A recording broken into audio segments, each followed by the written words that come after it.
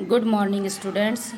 हम अपनी क्लास शुरू करेंगे आज अधिकोषण तत्व यानी कि एलिमेंट्स ऑफ बैंकिंग की। इसमें आपका पहला पार्ट है बैंक उत्पत्ति एवं विकास, अर्थ, कार्य, प्रकार एवं महत्व। It means bank origin and evolution, meaning, functions, type and importance. इस चैप्टर में हम बैंक की उत्पत्ति एवं विकास किस प्रकार हुआ, बैंक क्या होता है, उसके कार्य किस प्रकार के हैं, बैंक कितने प्रकार का होता है एवं बैंक के महत्व क्या क्या हैं, इसको समझाएंगे। जिससे हम पहले क्वेश्चन के जरिए समझाते हैं आपको। प्रश्न नंबर 1 है हमारा, बैंक शब्द की उत्पत्ति के बारे में बताइए। बैंक शब्द के उद्गम के विषय में निश्चित रूप से कुछ भी कहना कठिन है, लेकिन कुछ विद्वानों के अनुसार बैंक शब्द का प्रयोग सर्वप्रथम इटली में हुआ था। बैंक शब्द इटालियन भाषा के शब्द बैंको BANCO से बना है, जिसका अर्थ है बेंच। कहा जाता है कि रोम के साहूकार द्रव्य, धन, मुद्रा का लेन देन बेंचों पर बैठकर करते थे। बाद में बैंक के BANKE शब्द का भी प्रयोग हुआ। अंततः अंग्रेजी में उसे बैंक BANK कहा जाने लगा। हिंदी भाषा में बैंक शब्द का पर्यायवाची अधिकोष है, परंतु साधारण बोलचाल की भाषा में बैंक शब्द ही प्रचलन में है। बैंक ऑफ वेनिस सबसे पुराना बैंक है, जिसकी स्थापना सन 1157 ईस्वी में हुई थी। नेक्स्ट टॉपिक पर आते हैं हम। नेक्स्ट है हमारा प्रश्न नंबर 2, बैंक की परिभाषाएं दीजिए। बैंक की परिभाषा देनी है। बैंक शब्द की महत्वपूर्ण परिभाषा निम्न प्रकार है।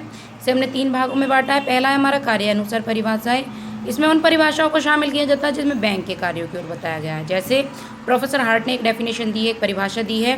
बैंकर वह है जो लोगों का रुपया जमा करता है, जिसमें वह बैंकों के चेक स्वीकार करके भुगतान करता है जिन्होंने वह रुपया जमा किया है अथवा जिसके खाते में रुपया जमा किया गया है। सेकेंड है प्रोफेसर कीनले के अनुसार, ये क्या कहते हैं, बैंक एक ऐसी संस्था है जो सुरक्षा पर ध्यान रखते हुए ऐसे व्यक्तियों को ऋण देती है जिसको इनकी आवश्यकता होती है, और जिसके पास व्यक्ति अपना ऐसा रुपया जमा करते हैं जो उनके पास फालतू होता है। यानी कि बैंक जो व्यक्तियों के पास पैसा बच जाता है, जो पैसा वो बचत करके रख लेते हैं, उसे वो बैंक में जमा कर देते हैं। नेक्स्ट है हमारा वैधानिक परिभाषा। इस वर्ग में वे परिभाषा थे जो अलग अलग देशों के कानून के बैंक जो होते हैं संबंधित होती है। जैसे भारतीय विनिमय साध्य विलेख अधिनियम 1881 की धारा 3 के अनुसार बैंकर के अंतर्गत बैंकिंग का कार्य करने वाला प्रत्येक व्यक्ति या डाकघर बचत बैंक शामिल है, यानी कि इसमें पोस्ट ऑफिस भी शामिल है। नेक्स्ट है हमारा भारतीय कंपनी अधिनियम 1949 के अनुसार बैंकिंग का अभिप्राय जनता को उधार देने के लिए अथवा विनियोग करने के लिए मुद्रा के निक्षेपों को, मुद्रा की जमा को स्वीकार करना है, जो मांग पर अथवा किसी अन्य प्रकार के चेक आदेश के द्वारा शोधने होती है, यानी कि किसी भी आदेश पर इसका भुगतान किया जा सकता है।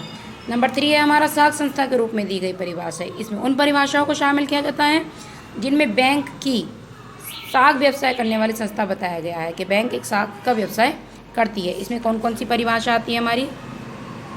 पहली परिभाषा है हमारी फिंडले शिराज के अनुसार, बैंकर वह व्यक्ति, फर्म तथा कंपनी है जिसके पास कोई ऐसा व्यापार स्थान हो जहां पर वह मुद्रा अथवा चलन की जमा के द्वारा साख के खाते खोले जाते हैं, जिसमें जमा रकम को ड्राफ्ट, धनादेश या आदेश द्वारा भुगतान किया जाता हो, अथवा जहाँ स्टॉक, बॉन्ड, धातु व विपत्रों की आड़ पर मुद्रा उधार दी जाती हो, या जहाँ प्रतिज्ञा पत्र, बट्टे अथवा बेचने के लिए तैयार हो।